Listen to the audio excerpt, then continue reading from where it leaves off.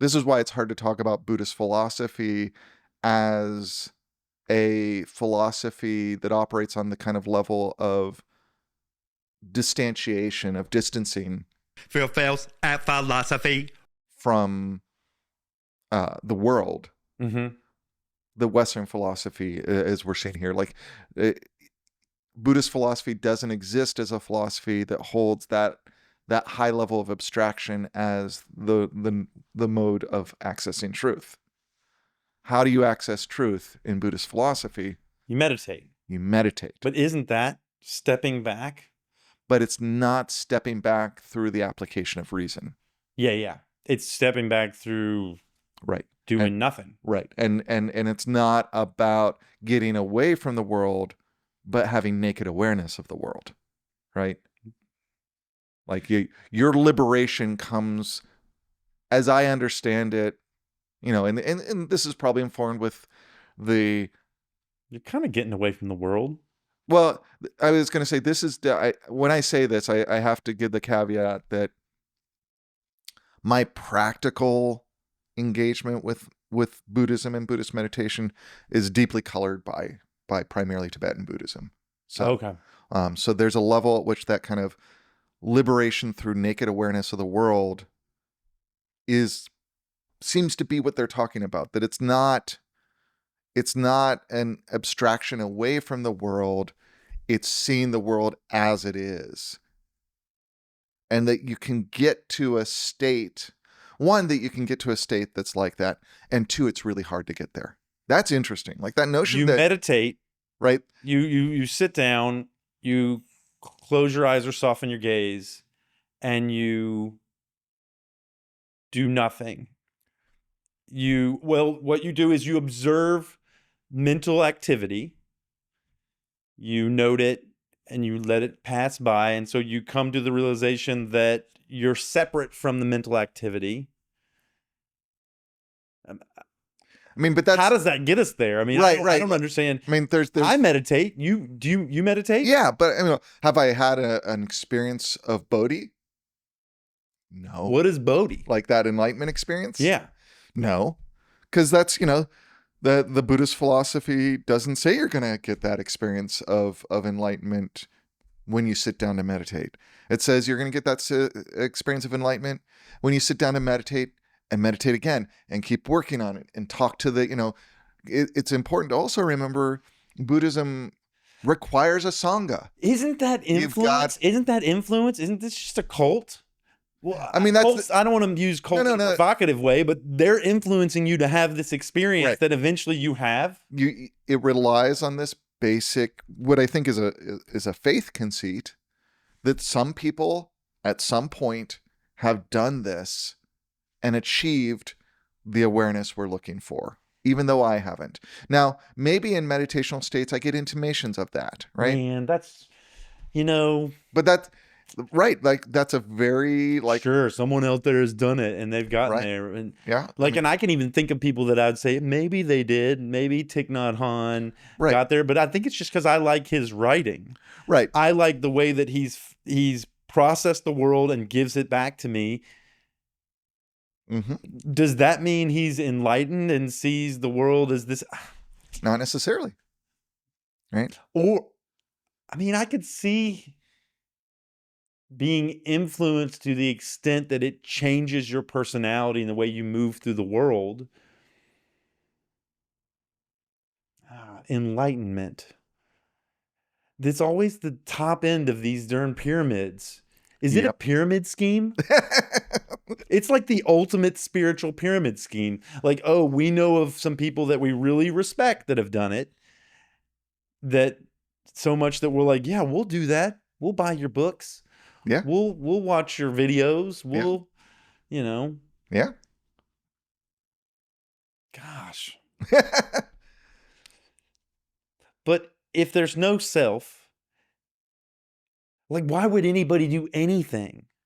Why would those people do it without some seeking?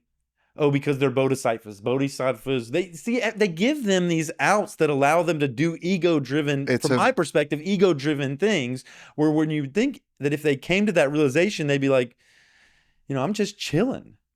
I'm not going to go get on TV. I'm not going to sell books. I'm not going to, I'm going to sit down, Unless your part of your realization is that, save the world. right, is that this should be, and I think that that's, it's tricky. Like, it's a tricky system. They give them an out to allow their ego to grow and to be. Right. Well, and the response may be actually that when we use the word ego, we're importing a Western psychological understanding of what's Well, I going guess on. what we're just And saying we're not is understanding what they're actually to be combating. influencers. Right. And if you look at the history of Buddhist thought, there doesn't seem to be anything that suggests that people who heard this prior to the modern era thought, you know what? Based on this complex philosophy about rejection of ego, etc., however we think about it, Yeah.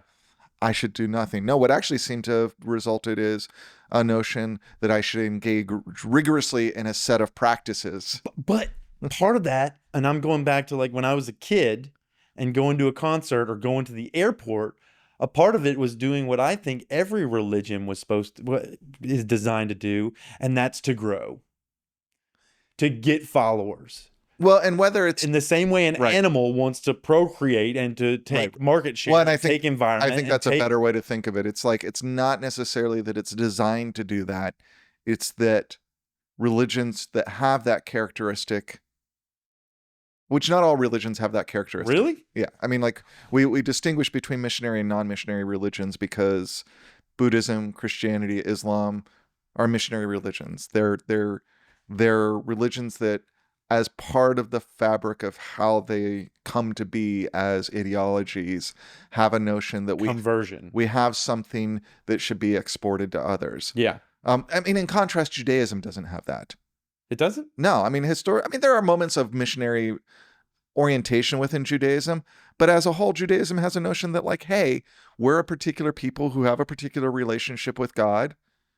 Yeah, they got this whole elitism thing going though. I mean, They're like, we're the chosen people. I mean, it doesn't necessarily have to be. I mean, like, the yeah, VIP spot in the club. Confucianism doesn't necessarily have that. If you think of that as a religion, again, it's more, hey, we're China. This is an ideology that if you think of it as really a Chinese ideology. Yeah, I don't think of the Tao having that Right, either. like but that's kind of again, Zen-ish.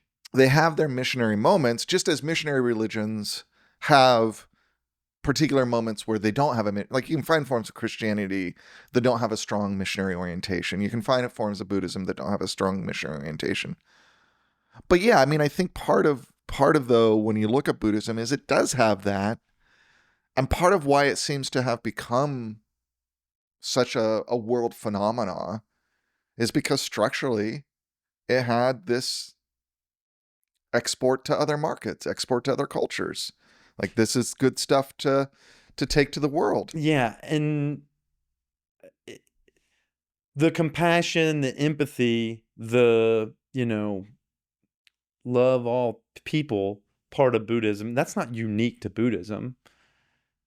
Jesus, Allah, I think in all of these religions, they have that aspect, don't they? This like loving compassion. Yeah. I mean, yes. Yeah. I mean, I think that sure, there's New Testament where God's maybe a little bit mad, and there's Old Testament. Oh, in the Old Testament where God's kind of a little bit meaner.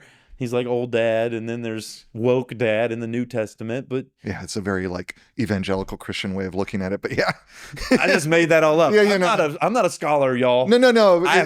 It's like that. I just have the right, because like we live in, whether we're evangelical Christians or not, we live in a culture that is deeply shaped by evangelical Christianity and the way it looks at the Christian tradition and the Hebrew scriptures versus the Christian scriptures, the New Testament, the Old Testament. And yeah, like that narrative is so embedded in it. And I'm uncomfortable with that narrative because it's a narrative that seems to reflect the anti-Semitism that shaped early Christianity. Because the Old Testament's that Jewish stuff is all mean. Old Testament. And that, I see what you're saying. Like, so I'm a little trepidatious around that narrative. But back to what I'm saying, don't we have aspects of loving kindness, empathy, compassion? Aren't these at the fundamental level or at the fundamentals of all of these? Muslim, Hinduism, Christianity, Buddhism.